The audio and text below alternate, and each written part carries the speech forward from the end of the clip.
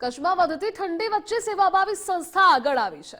અબોલ પશુઓના આરોગ્ય સાથે ખોરાકની દેખરેખ। અબડાસાના રાતા તળાવ પાંજરાપોળમાં 5600 ગાયોનો નિભાવ। કાતલ ઠંડી વચ્ચે મૂંગા પશુઓની સાર સંભાળ આ સંસ્થા લઈ રહી છે।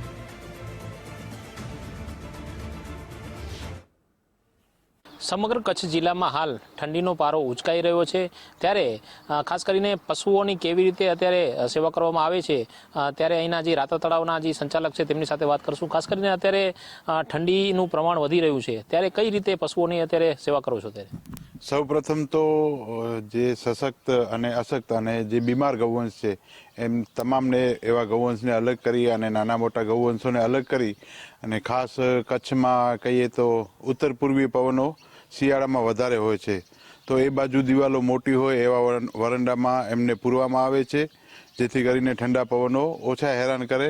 આ સાથે જે અશક્ત અને નબળા ગૌવંશ છે તેમના માટે સૌથી વધારે સવારના વહેલા ઉઠી અને તેલ, ખોળ, ગોળ ને ભૂસો એવો પૌષ્ટિક ખોરાક પણ આપવામાં આવે છે। આ સિવાય જે સશક્ત ગૌવંશ છે તેમને પણ સવારમાં ઉઠી અને સૂકો ચારો સૌથી પહેલાં નિરણમાં આપીએ છીએ અને સાંજ થતાં પાછો એમને સૂકો ચારો આપવામાં છે। માત્ર બપોરના ભાગે જ લીલા ચારાનું નિરણ આપીએ છીએ, જેથી તે સૂકો ચારો ખાઈ અને પાણી વધારે પી શકે। તો આવા પ્રકારના અલગ અલગ ઉપાયો અમે કરતા રહીએ છીએ। ખાસ કરીને અત્યારે નલિયા વિસ્તારમાં ઠંડીનું પ્રમાણ કેટલું વધ્યું છે? ત્યારે સામાન્ય વર્ષો કરતાં જોવા જઈએ તો આ વર્ષે તો બહુ જ કહેવાય ઠંડી પડે છે। આમ અલગ અલગ વર્ષોમાં જોવા જઈએ તો એક એવો દિવસ આવતો કે એવો અઠવાડિયો આવતો, પણ હમણાં તો છેલ્લા એક મહિનાથી સતત ઠંડી બહુ પડી રહી છે, એટલે આ વખતે એમ કહેવાય કે ઠંડી બીજી ભાષામાં વધારે દિવસો ચાલી રહી છે। ખાસ કરીને તમારી પાસે અત્યારે કેટલા પશુઓ છે અને અત્યારે કઈ રીતે અત્યારે એની કેર કરો છો? અત્યારે આમ તો પશ્ચિમ કચ્છની આ સૌથી મોટી પાંજરાપોળ છે।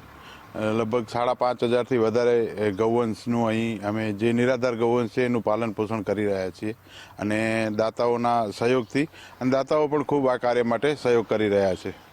તો આમ જોવા જઈએ તો અત્યારે ઠંડીનું પ્રમાણ વધ્યું છે, અને ખાસ કરીને જોવા જઈએ તો અહીંના જે પાંજરાપોળની જે ટીમ છે તે કાર્ય કરી રહી છે। નિર્જર સાથે કૌશિક છાયા, ગુજરાત ફર્સ્ટ કચ્છ।